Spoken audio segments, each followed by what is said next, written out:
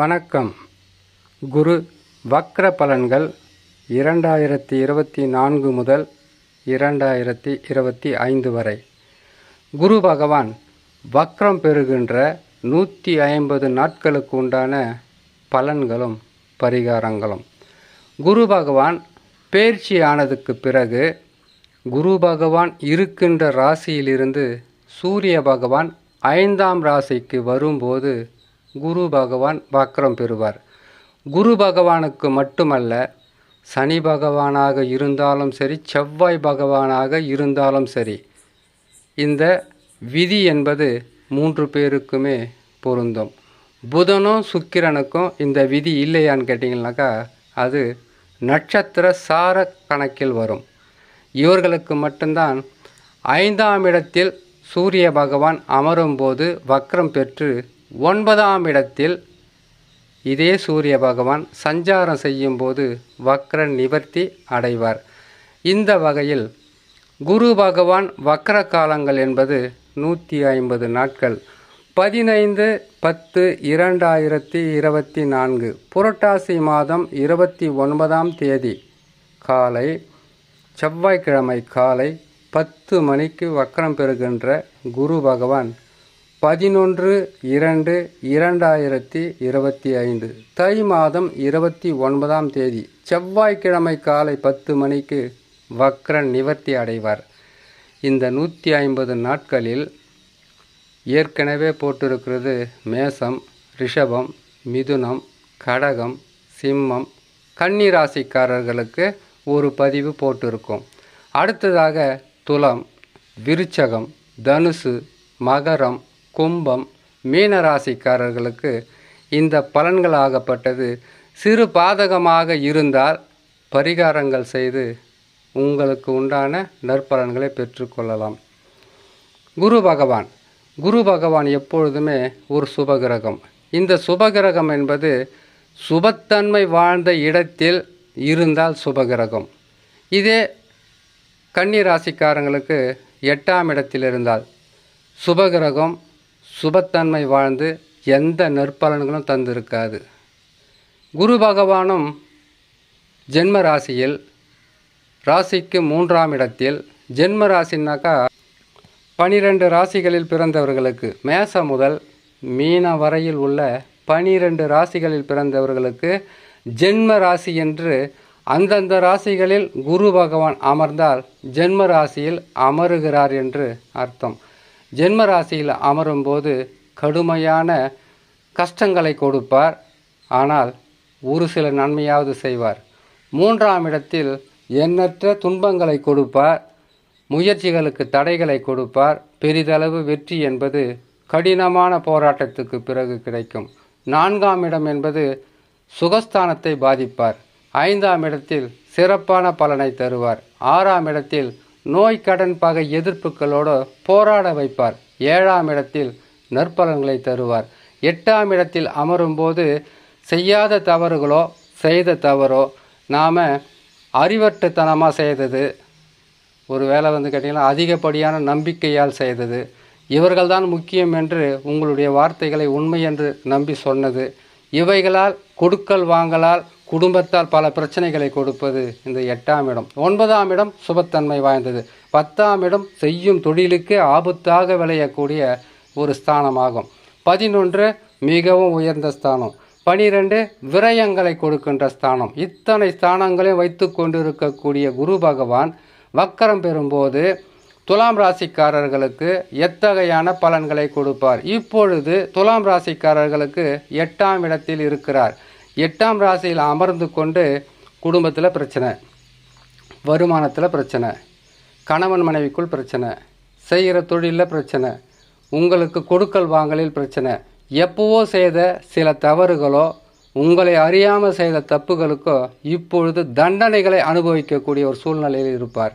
அது வயசுக்கு தக்கவாறு இருக்கும். சிறு பிள்ளைகளுக்கு நீங்கள் அதிகமாக கஷ்டப்பட போகிறீங்க, நீங்கள் அதிகமாக துன்பப்பட போகிறீங்கன்னு சொல்ல முடியாது. காரணம் ஏன்னு கேட்டிங்கனாக்கா, சிறு பிள்ளைகளுக்கு ஒரு பலன்களும், திருமண வயதில் இருப்பவர்களுக்கு ஒரு பலன்களும், திருமணமாகி பிள்ளைகளுடன் இருப்பவர்களுக்கு ஒரு பலன்களும், வயதானவர்களுக்கு ஒரு பலன்களாக இருக்கும். இதில் வேலை செய்து குடும்பத்தை காப்பாற்றுபவர்களுக்கு தான் அதிகப்படியான நெருக்கடிகளாக இருக்கும்.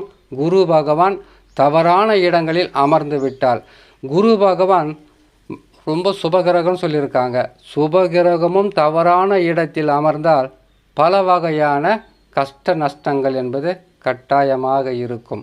ஆகையால் துலாம் ராசிக்காரர்களுக்கு குரு பகவான் வக்ரம் பெறுகின்ற 150 நாட்கள் என்பது விடாத பேஞ்ச மழையிலிருந்து மழை விட்டால் சத்தமும் இல்லாமல் பிரச்சனையும் இல்லாமல் ஒரு அமைதி நிலவும் பார்த்தீங்களா, அந்த மாதிரி ஒரு மன அமைதியை கொடுக்கின்ற ஸ்தானம்தான் அவர் வக்ரம் பெறுவது.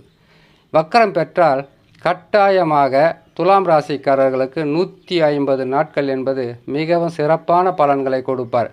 அதற்கு பிறகு 2 மாதத்தில் பயிற்சி ஆகிடுவார். அந்த 2 மாதம் தாக்கு பிடிக்க மாட்டிங்களா?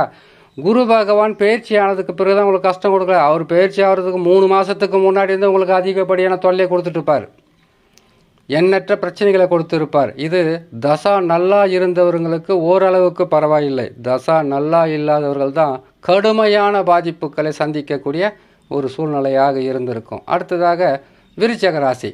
விருச்சக ராசிக்காரர்களுக்கு குரு பகவான் வக்ரம் பெற்றால் பாதகத்தை செய்வாரா? செய்ய மாட்டார். ஏன்னு கேட்டிங்கனாக்கா, குரு பகவான் வக்ரம் பெறும்போது அவர் பின்னோக்கி செல்லும்போது உங்களுக்கு பெரிதளவு பாதகத்தை கொடுக்க மாட்டார்.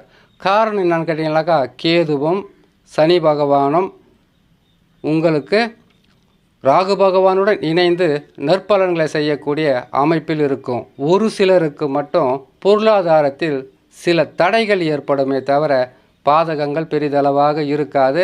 விருச்சக ராசிக்காரங்க பொறுமைசாலிங்க, நல்லவங்க. மற்ற ராசிக்காரர்களை விட ஒரு வித்தியாசமான ராசி தான் இந்த விருச்சக ராசி.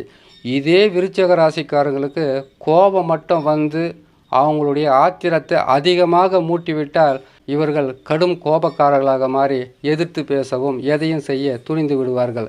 இத்தகையான குணம் கொண்ட இந்த விருச்சக ராசிக்காரர்களுக்கு குரு வக்ரத்தால் பெரிதளவு பாதகம் இருக்காது.